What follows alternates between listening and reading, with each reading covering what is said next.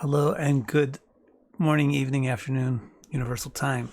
Um, I am going to do a live Q&A for a few minutes, maybe up to an hour at most, about the tropical versus sidereal charts for Trump.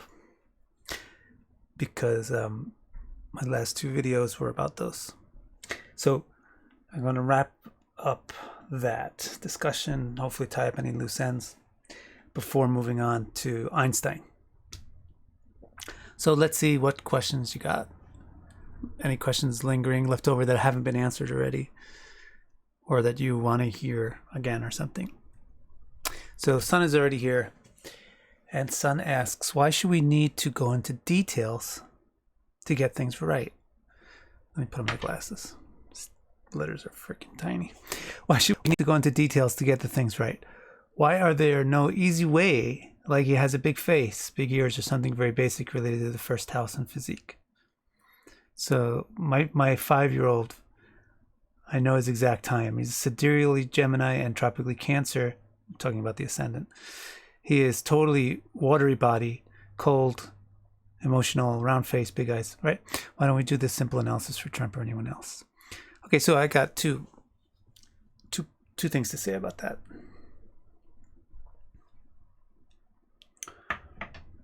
One is that simple is a relative term. Maybe three things. Simple is a relative term. Like what's simple for a computer programmer is very, very complicated for a person that's not a computer programmer, right? So what I'm showing you about these charts might seem very complicated, but actually it's pretty simple. And probably it's just the fact that it's a bunch of information coming at you at once, maybe new perspectives, or maybe you're not that fluent or proficient in it, that it seems very complicated.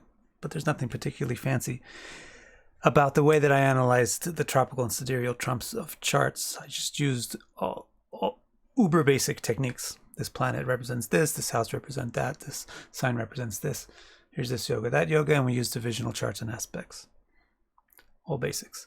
So that's the first thing as well. No, it's not that complicated what I've already done. Second thing is sometimes you can't be simple because sometimes simple explanations don't work. Whether it's astrology or anything else. Sometimes things are simple and obvious, and sometimes they're not. In different people, different cases are true. So like you mentioned the thing about your son, Cancer, Gemini. My wife is exactly the same. Exactly the same scenario. Sidereal is Gemini. Tropical is Cancer. You can look at her for 0.3 of a second and know that she's not a Gemini ascendant. And that she's a Cancer ascendant.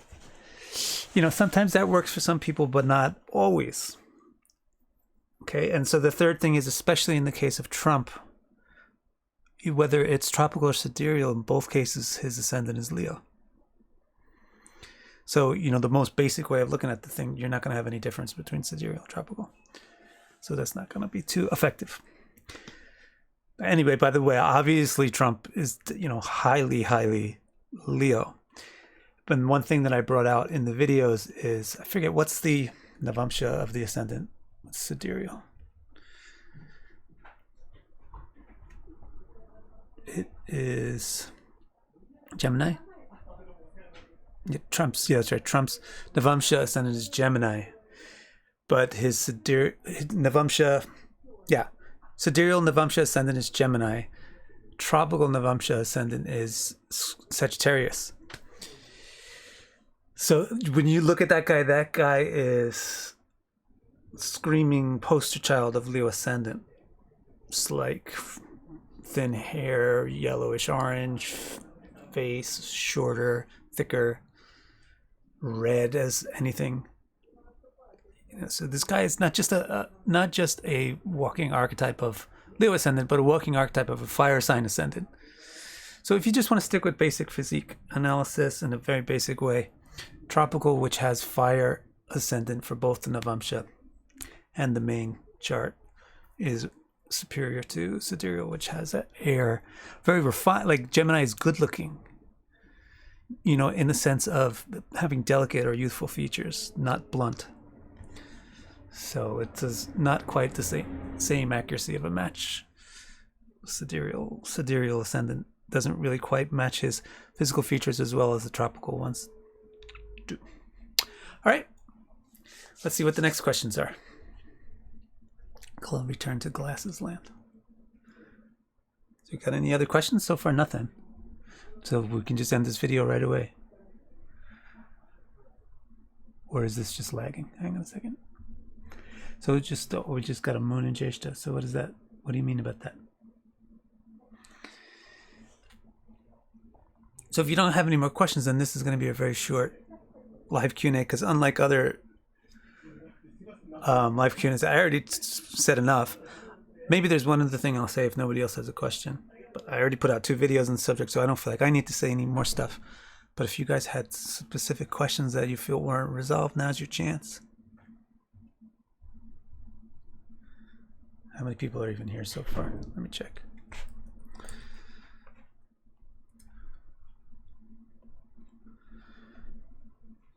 Yeah, of course, Moon and Jesh is totally Trump.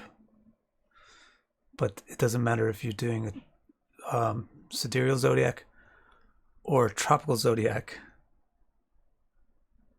The Jeshta is not a part of the zodiac. In my system, I would never change Jeshta from sidereal coordinates. So whatever the nakshatras say about Trump, and they say a lot, it's irrelevant to the discussion of whether or not tropical or sidereal is an easier chart to read. Right? You understand what I'm saying?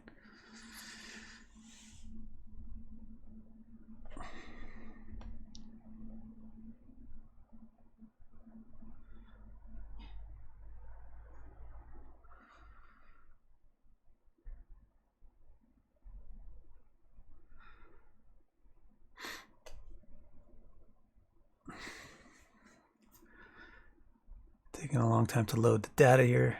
I want to see who's watching. It says 0 people are watching. I know that there's at least 3 people watching, right? 18 people are watching, so there's no questions?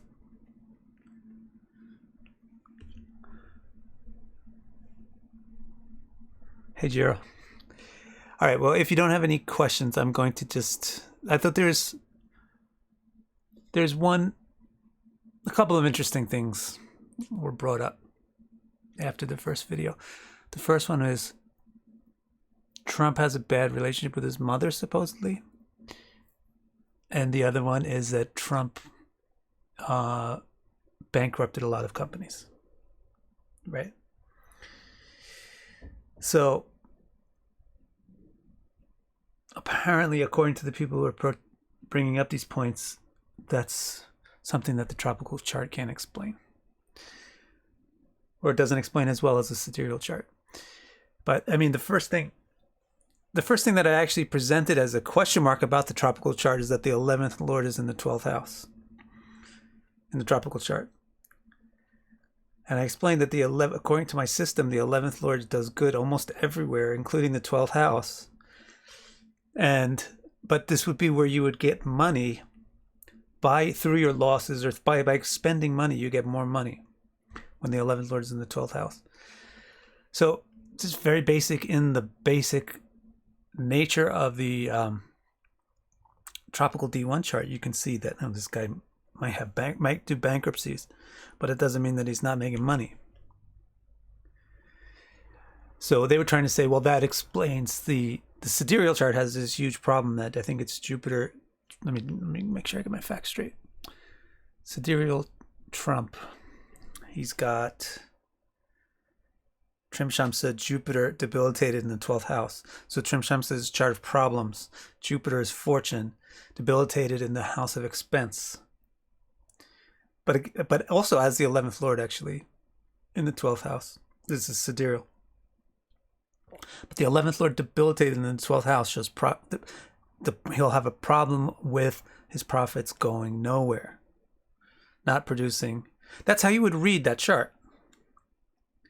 And so you guys would say, and so the sidereal, like peanut gallery, like the total diehard sidereal fans would said like, yeah, of course he bankrupted 6 countries, dude. You didn't even know that he bankrupted 6 countries, six companies. So the point about Trump is he's a billionaire, and when you own like 50 million companies and you bankrupt 6 of them, it's no big deal. And also, if you've ever dealt with money, you realize that at certain times you make money by declaring bankruptcy. And that's just a thing of having the 11th Lord in the 12th house in decent dignity, or without bad dignity. So really the thing about Trump's chart is that the sidereal chart showed less wealth than the tropical chart showed. And so people tried to say, well, that's because he bankrupted his company 6 times. That's not really a smart analysis. I don't care if you tripped 4 times, if you still won the race, you win the race. Right? So if a guy is a billionaire, then his chart better show that he's a billionaire. Now, if he also bankrupts 6 companies along the way to becoming a billionaire, or while being a billionaire, then you should see some interesting stuff like, oh, the 11th Lord is in the 12th house, but not like a major problem. And then the other thing was they're saying about the mother, right? And this is very interesting. So they're saying that one of the key differences between the sidereal chart and the tropical chart for Trump is the eclipse that Trump is born under. And the tropical is in the axis is 11 to 5th house. And in sidereal, the axis is from 10 to 4th house. So some people were saying, see, he has a very bad relationship with his mother. And the sidereal chart shows that because the eclipse is happening in the 4th house, the house of the mother. Right?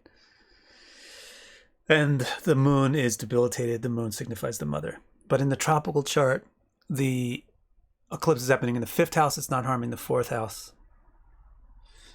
So it doesn't show any problem with his mother. And also they say this is why I think it was Donald Trump's sidereal Navamsha, was it?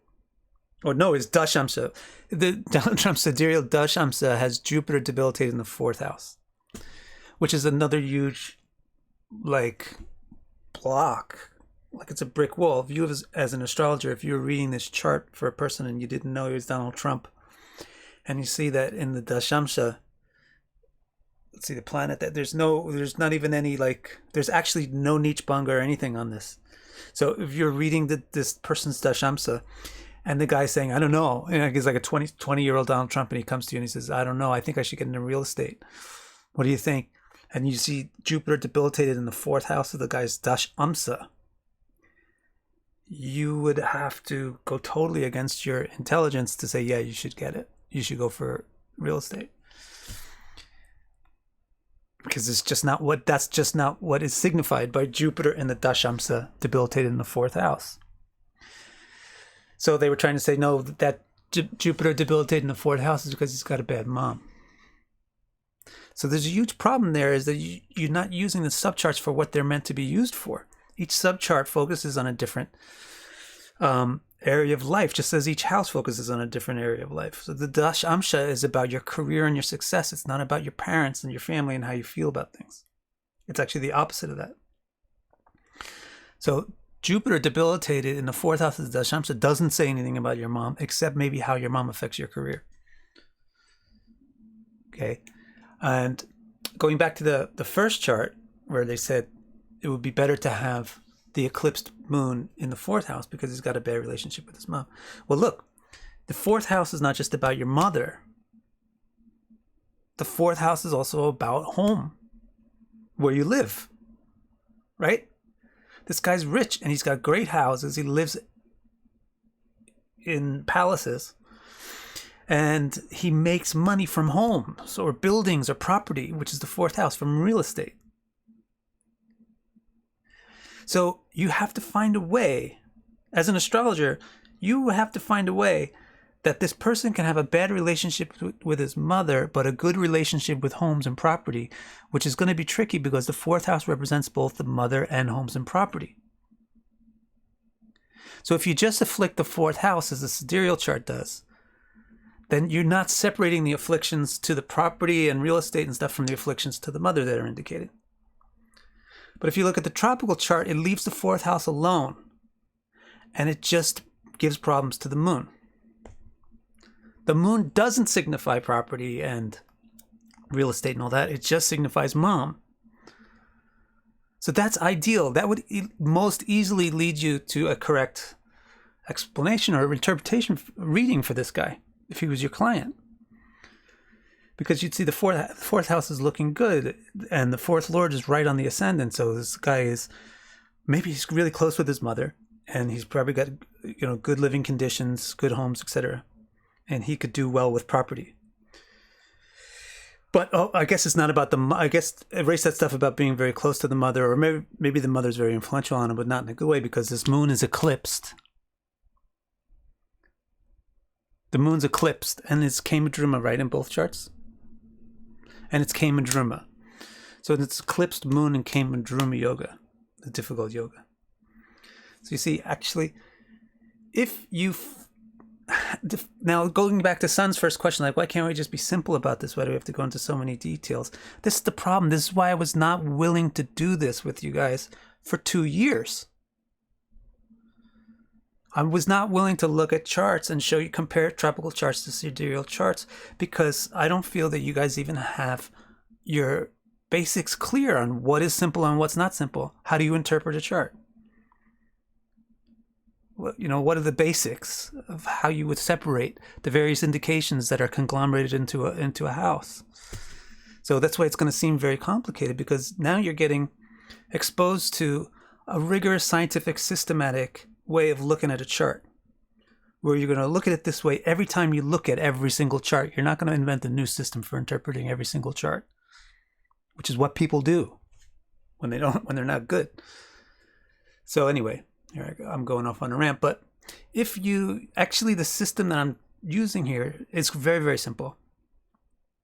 And it's just showing favoritism to the tropical way of looking at Trump's chart. Does that prove that tropical is the correct zodiac? No, that's the other reason why I didn't want to do this for 2 years, because this is not going to prove anything. But it's just demonstrating to you how you read a chart tropically, comparing to how you read it sidereally. And what you can see is you can read charts tropically or sidereally, and you can get pretty darn close with either system usually. But the tropical one, what I'm showing you, first of all, is that the tropical one doesn't work. Okay?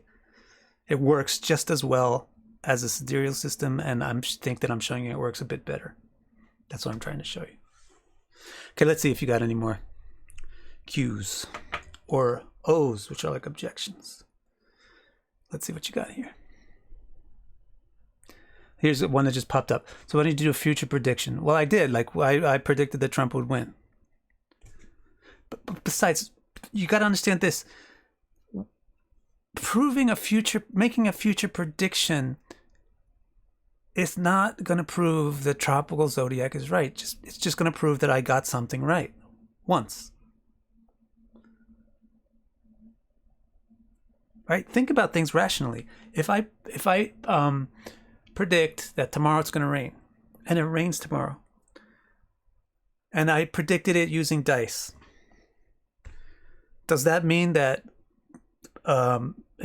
prediction of the weather can be done accurately using dice? No, it only means that one time that's what happened. See, we have Trump's chart now, and it looks like the tropical chart is an easier read than the sidereal chart. Does that prove that the tropical zodiac is better than the sidereal zodiac? No. It proves that it's a bit easier to read Trump's chart in a tropical format than a sidereal format.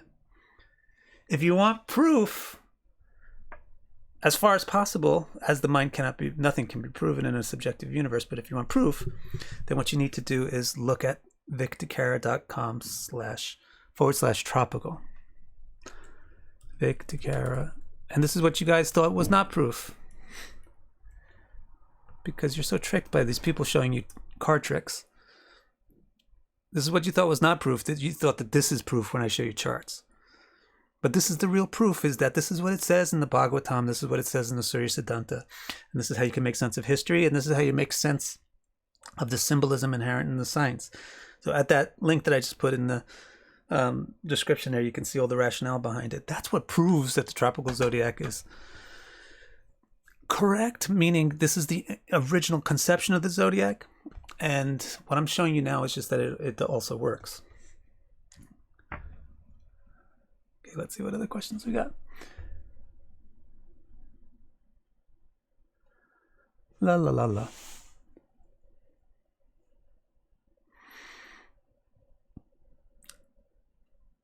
See, so my only issue is tropical puts my Rahu. So this is the thing is, this is the complicated part. The thing that's complicated is you have to not just think about one particular thing. If you just think about one particular thing, then if you look at one thing, it makes it look like this is better. If you look at the other thing, it makes it look like that's better. You just have to realize that the classics describe the zodiac as being built upon the solstices and equinoxes. And astrology is complicated. It's not always going to be simple. You just look at the chart and you can see a picture of your face in it. Okay.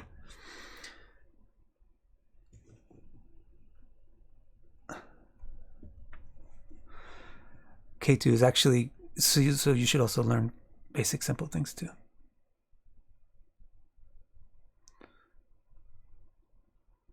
So, right, K2, whether it's better in the 9th or the 8th, you need to sit there and learn this stuff from a person that you trust understands the stuff. Then don't learn from 50 million different people. Because you're not smart enough to synthesize all those, maybe you are smart enough, but you're not experienced enough to synthesize all of those different approaches and techniques and points of view. You find one person who this person knows astrology, and you respectfully learn from that person. Then you'll know it. Then you'll learn astrology. But if you don't, if you just keep watching this person's opinion, that person's opinion, I think this, I think that, and then trying to do brain surgery on yourself, it's not going to work. You're not going to have any conclusive results. God, I'm like Oscar the Grouch or something. All right.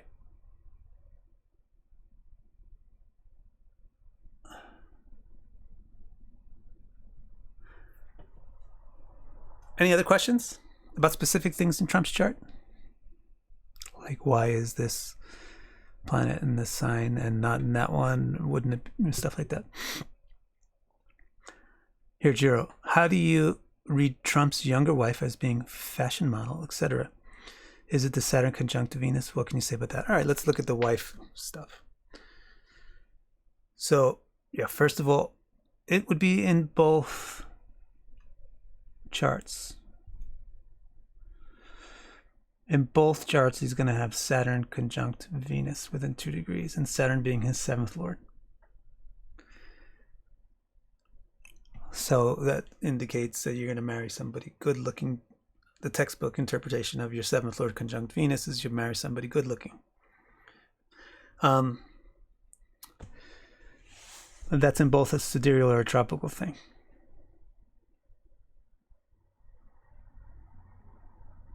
What is it in tropical? They're both in Aquarius, Navamsha, and in sidereal.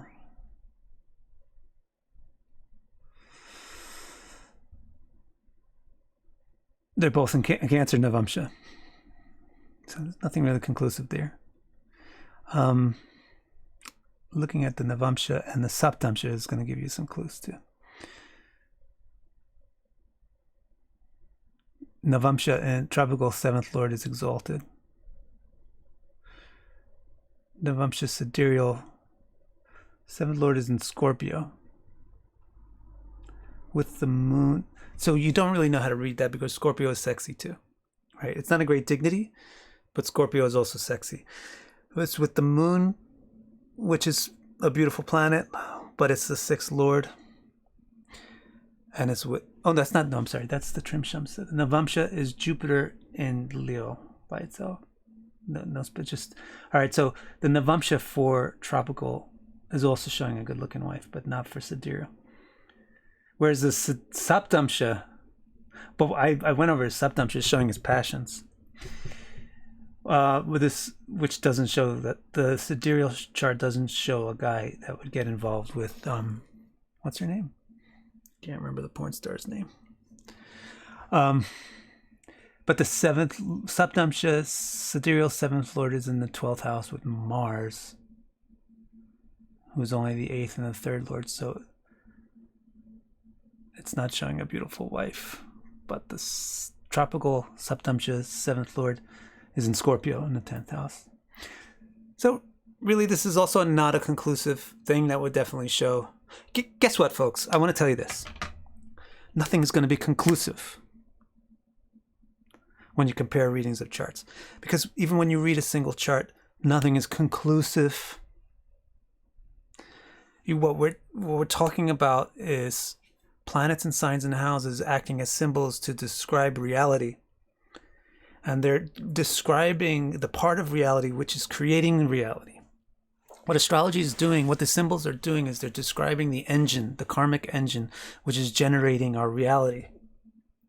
So they're not describing the reality being generated directly. They're describing the houses, the signs, and the planets are descriptors for the engine that creates the universe that we experience. And they're symbolic descriptions. So you have a couple of degrees of separation from conclusiveness or exactness or tangibility or objectivity with astrology to the actual things that you experience. Does that mean that astrology is not the best method of divination? No, it's the best method of divination. But what it means is that reality is not an objective thing. Reality itself is not an objective experience. And reality itself is not a concrete experience. It's just now I'm looking into Einstein's chart. That's his basic thing that he's proving.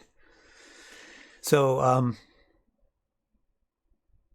you're not, if you're thinking that analyzing charts in sidereal compared to tropical is going to give you a conclusion that the tropical one is better than the sidereal, you're probably, it's not going to be conclusive where nobody can ever argue the other way, that no, it would be better the other way. Because that's the nature of astrology, is it's very open to interpretation. However, if you do sit there and be patient enough to learn a system, take what I'm saying seriously, take the techniques that I'm showing you, simple techniques all the time working, just houses, planets, signs, then you see, well, the sidereal thing explains everything, and it's logical, and it's in conformity with the ancient definitions of what the zodiac is. Whereas you can make sidereal charts work as well, you can interpret them to give accurate results most of the time. As I described, like for example with Trump's real estate, sometimes you're not. But sometimes some things are just, even if it's an accurate chart, sometimes things are hidden behind clouds because the reality of how that's going to manifest is not yet decided. So it's not going to be conclusive this or that. But what's conclusive is if you look at it with an open mind, and you have cases like Sun mentioned in the beginning, like people that you know, you just look at them and where the ascendants change and you just say, this is not a Gemini. This is definitely a Cancer. This is not this is not a Cancer. This is definitely a Leo. That kind of stuff. That will happen to you enough times in a row. And you have to look at more than one thing. You can't just say, well, in my chart, X. You have to look at like dozens of people.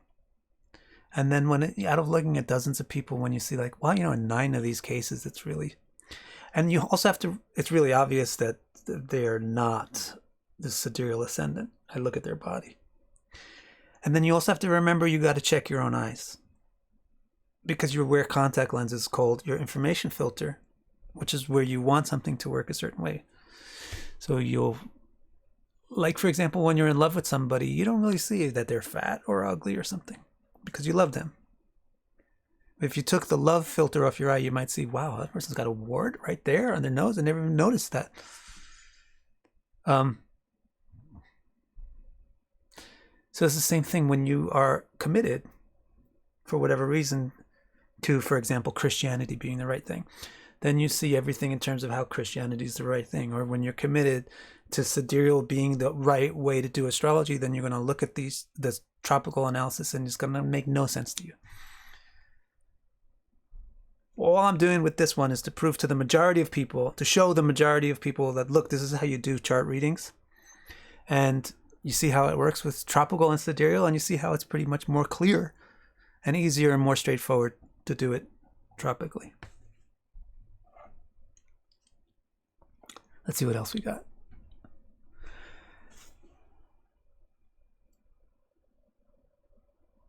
Ash says something interesting. Here's a case with Trump, actually, that is very, very obvious.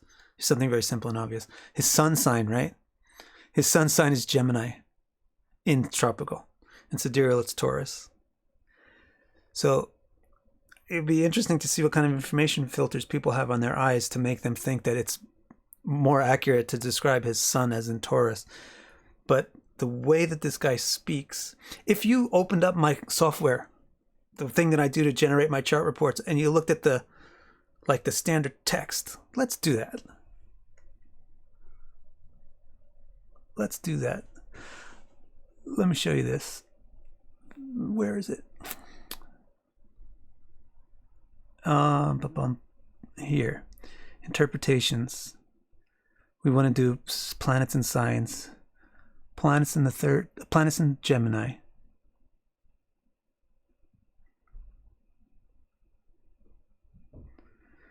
So, okay, so the software is opening up. Come on. And now it's opening up the file. So look, here's what it says. This clash suggests lack of social skills. The clash, what is the clash? The sun is commanding, but Gemini is fun and friendly. So the clash between the commanding sun and the fun and friendliness of Gemini suggests, and then here's the actual outcome, lack of social skills, inability to be a peer and equal with friends. This also suggests lack of flexibility and tendency towards unnecessarily strong words. This is straight out of the box. My text describing Sun in Gemini that I would tell anybody that's in my software, look, oh, how do you do this? It's too much work, but if I could share the screen with you, you could see this is in my software. Now, does that sound like Trump? Unnecessarily strong words, lack of flexibility, inability to, this is really the key. Lack of social skills means like lack of tact, lack of diplomacy, and inability to be a peer. Where you always, because Gemini's pureness, but the sun is super kingly. So the sun in Gemini is where you have to be a king, even with your friends, even with the people that you're chilling with and hanging out with. You always take a superior position. So now let's look at sun in Taurus. So now I have to open up a different file. Sun in Taurus. The sun and so we got the sun and Taurus both symbolize reliability and stability. So you would get a person that's very, what's going on? Stable, reliable, dutiful, and loyal. So Trump lovers will love that. But I don't know how stable Trump actually really is. He seems to be, you can't pin him down. Good looks, good health. I don't particularly think he's that good looking, but that's not a big deal. The two clash, however, because Taurus is partnership oriented, where the sun is autocratic. This depicts difficulty cooperating in teams or partnerships. Nonetheless, this also suggests artistic authority, power, and acumen. So it's like it's going to give you some ability to be fashionable and have a sense of, what colors go together, what sounds go together. The sun in Taurus, it's going to give you some command over Venusian things. And it's going to give you, again, a problem with partnerships, but not so much in a social setting or in the diplomacy setting, but more in the love, family relationships things. So you can stretch to see Trump in either one, but the sun in Gemini, and this is super basic astrology, the sun in Gemini is really like, oh my God, screaming Trump is jumping off the page. Now, put it together with the fact that in tropical, it's in the 10th house. I mean, in sidereal, it's in the 10th house, but in the tropical, it's in the 11th house. The sun in Gemini in the 11th house. The 11th house is really about how you deal with society. And if you go back to the thing about the sun in Taurus gives you command over artistic acumen, the sun in Gemini would give you command over exchange acumen, but it's not going to be in well, it will give you some ability to manipulate communications, but it's not like in peer-to-peer communications where you like to converse. You're dominating conversations, but it's going to give you acumen over making financial transactions. Gemini. Taurus 2, you can get some stability to your wealth. But here you got it in the 11th house, which is the house of wealth and society. So in the tropical chart, you got the sun in Gemini in the 11th house in Taurus. It's really just screaming Trump. Here's the guy who's very dominant on his social interactions. Super dominant. His favorite thing was to say, you're fired. Like, very dominant, never in a friendly relationship. Always in a superior relationship, not taking humble things. All right, let's see what else you got here.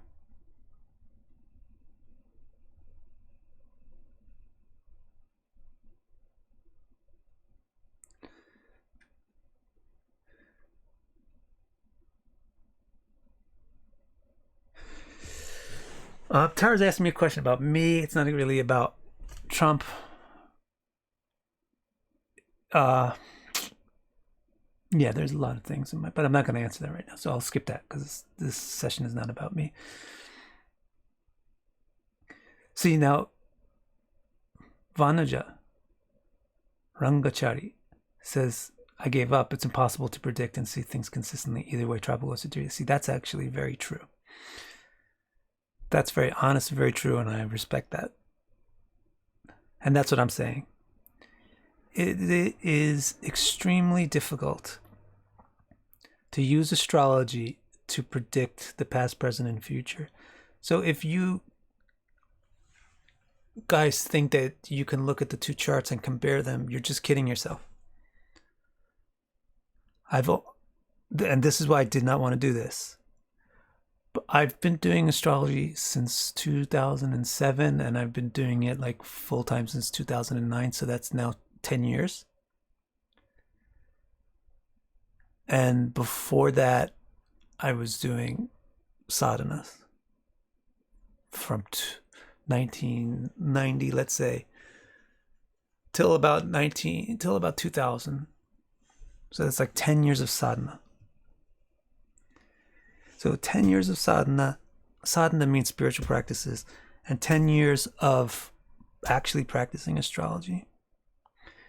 It takes that to be able to look at charts and see things clearly. So don't think that just because you read a lot about astrology or you love astrology that you're qualified to say which system is better than the other by looking at charts. That would just be dishonest. Somebody like Vanuja is much more respectable who says, I don't know how this works.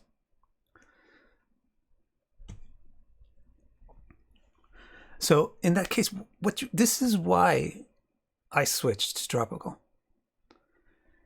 Because I don't know how this works, but my faith or trust is that the sages did know how it worked.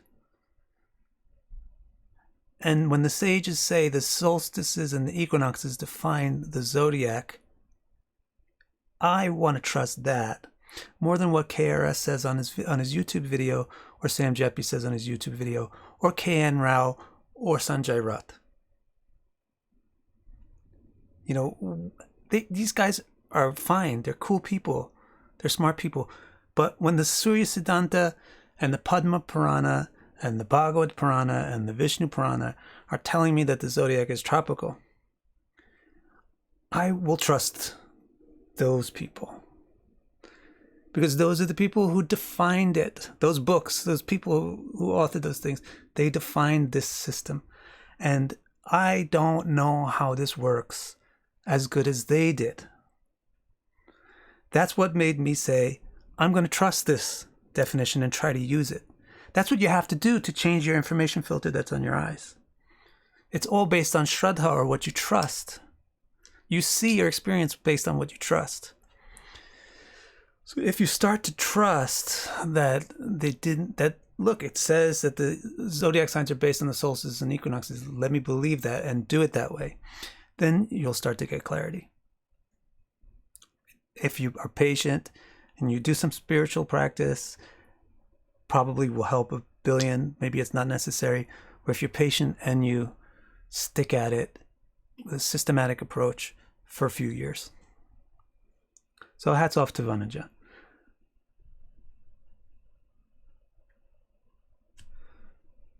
Let's see what else we got here.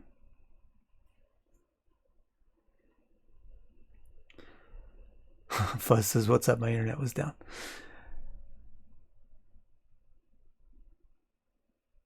Okay. So Andrew says, but speech is ruled by Mercury, and his sidereal Mercury is in Gemini, tropically in Cancer. See, so again, like, he's actually not very good at speech.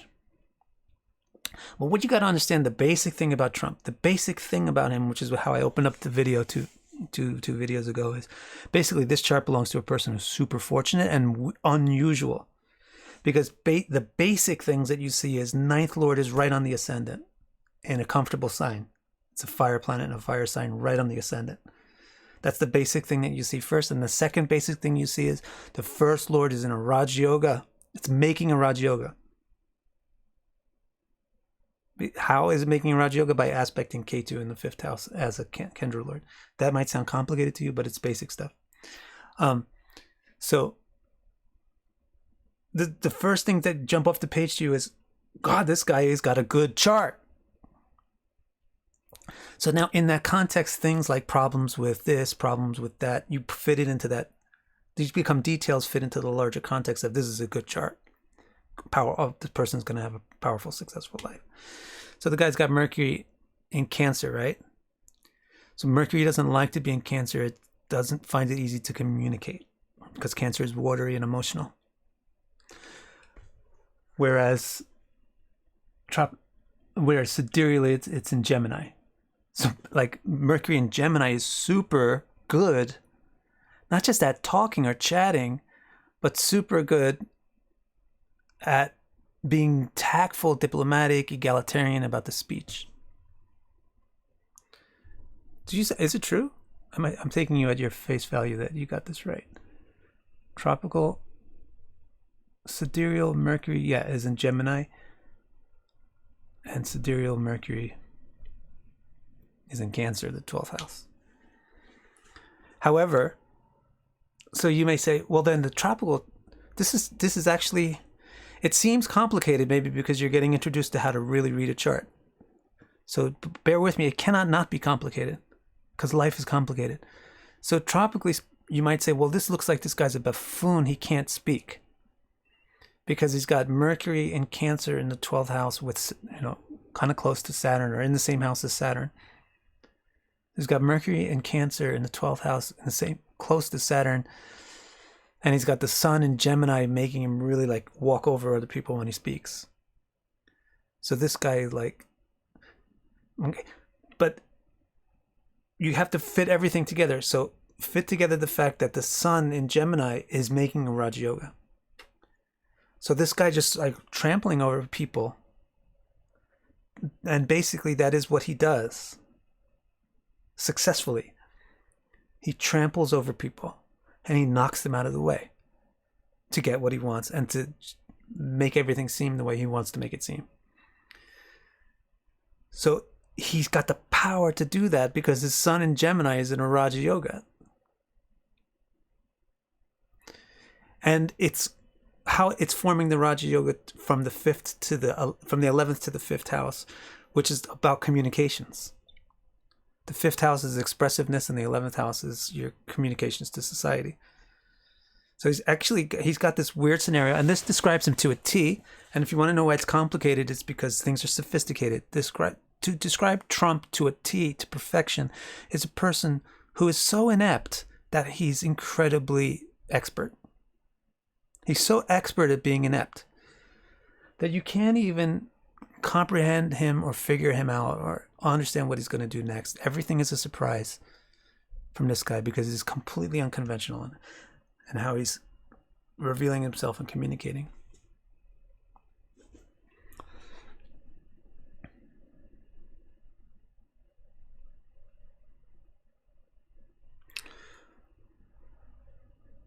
What else we got?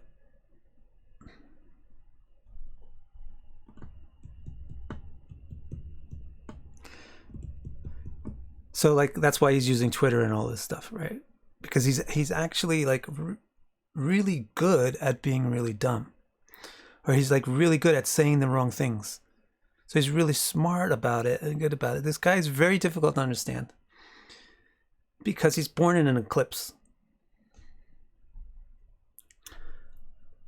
Yeah, and his speech is not intellectual. Actually, Fuzz, you brought out a great point, actually. This is really sums it up. His speech is not intellectual at all. It doesn't have any intellectual quality to it at all. So this is why this is Mercury in Cancer and not Mercury in Gemini.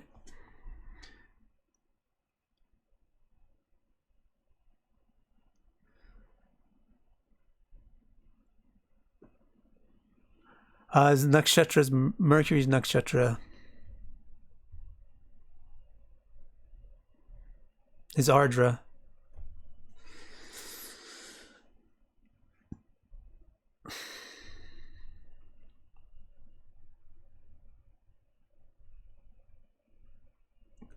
Somebody wants to know if he has Kalasarpa Yoga. Thank you, Neuromance. Somebody wants to know if he's got Kalasarpa. Let's see. He does. And you want to know something about Kalasarpa? I never use it, so I don't care. So I guess maybe we'll end here. Any more things, maybe specific arguments that you didn't maybe feel resolved on? For me, the major arguments were he bankrupted 6 companies, and he's got a bad relationship with his mother. I think those are the major arguments. They're trying to say that this is why the sidereal chart isn't a non-match. And so my reply to that is bankrupting 6 countries while being a billionaire still shows that you're not making any money mistakes. Guys, yeah, like I play guitar, so sometimes you don't hit the string right when you play guitar. Sometimes you don't hit it right, or sometimes you won't even fret the right note or something, but then you just bend the string or do something different than you originally intended. And if you're a decent guitar player, it sounds good and sometimes even better than what you had originally intended. So Trump is obviously really good with money. So don't think that he's making mistakes just because he has some losses. He makes money. He's got lots of money. So don't think that you should see a chart where there's a significant financial problem. Now, does the sidereal chart have a significant financial problem? Not really in the first chart. Okay? Because the 11th Lord in the 11th house is pretty good. Jupiter in the 2nd house, it's arguably good, even though it's the 8th Lord in the 2nd house, it's good. Right? 2nd Lord in the 11th house, it's good. But it's not as good as the tropical chart because the Trim Shamsa has a problem with Jupiter being the 11th Lord debilitating the 12th house. That's a financial problem. It's not just like temporary downs on the way up. And also his Dashamsha chart has Jupiter debilitated in the 4th house, which definitely doesn't mean he's going to make money from real estate. Whereas the tropical chart didn't have those problems.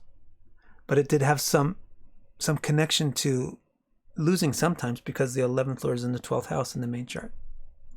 And this is just something very interesting that astrology taught me about money. Because I don't really know that much about how money works, but astrology did teach me something about it. Is that money never doesn't increase by sitting still. Like, you might like to see the 11th lord in the 11th house, and for sure we like it. But it's much more dynamic to put the 11th lord into another financial house, except the 6th, which is a financially very negative house. Because the nature of money is, if it doesn't move, it doesn't increase. And this is something really important about that I didn't concretely know about money until I learned how the lordships work, interpretations of lordships, and how it's actually like you want to see connections between 2, 11, and 12, and 8. And both of these charts have it. Tropical and Sidereal, they have nice connections between all those things. And the thing with the mother, as I explained before, what you want to do is you don't want to damage the 4th house because that's real estate. You want to instead see some damage to the mother symbol that doesn't involve the 4th house, which is exactly what the tropical chart gives you. It just gives you problems on the moon. Moon being with Ketu, moon being eclipsed. But it doesn't give you problems with the 4th house. 4th house having an eclipse in it and a debilitated planet. So those were the two things I felt. It doesn't really matter if I'm biased against Trump or for Trump. Actually, I think Trump is a buffoon, but I think all politicians are idiots. So I'm not particularly a Trump hater. But, that doesn't really show whether I'm a Trump hater or not. What I'm doing for you is analyzing a horoscope. And again, you got your information filters on. That's a very interesting thing too. And if you see Trump as being like Jesus Christ incarnate for the United States, then you still have problems. I mean, why does this guy have a debilitated moon? If it's sidereal, why does he have a debilitated moon in the 4th house? He's a cheater. Why would he have the moon eclipsed? Well, why would, yeah.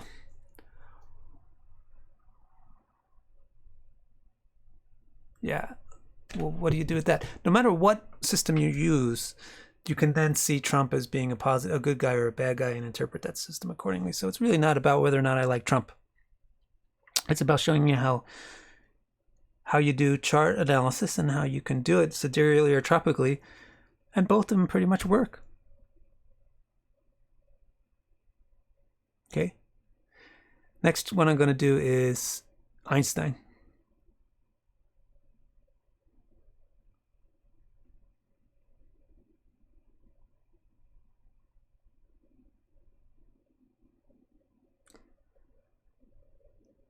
All right, guys. So I'm going to split. So hopefully, yeah, this is going to be the end of Trump. Yeah, I don't particularly like Clinton politicians. I'm not really too jazzed about looking at people's horoscopes. You know why? Because politics are it's all disgusting. So, but actually, see, this is the thing. If you want to know if I like Trump, actually, I kind of like him in the sense like he's an entertainer. Like, he's definitely more entertaining than Bush. My God, Bush was just a person I hated. So yeah, I could handle doing Trump's chart, but I'm not going to do like all these other politicians. But we'll look at the Einstein. No, the 4 that I'm going to do, and I'm not going to do more than 4. I didn't even want to do this, but it kind of felt like I was forced to do it. So I did Trump. Now next I'm going to do Einstein. After that I'm going to do Hitler, and then I was going to do Tesla, but he does not have a a very documented birth time, so I may pick somebody else or just stop at 3. Reason why I don't believe in Kalsarpa yoga is because I've never seen it be particularly useful in my interpretations. All right, everybody. So see you soon. See you. Like, I think tomorrow I'll do Einstein. Oh, Marilyn Monroe. Maybe I'll do Marilyn Monroe's chart. Okay. Thanks, everyone. Farewell.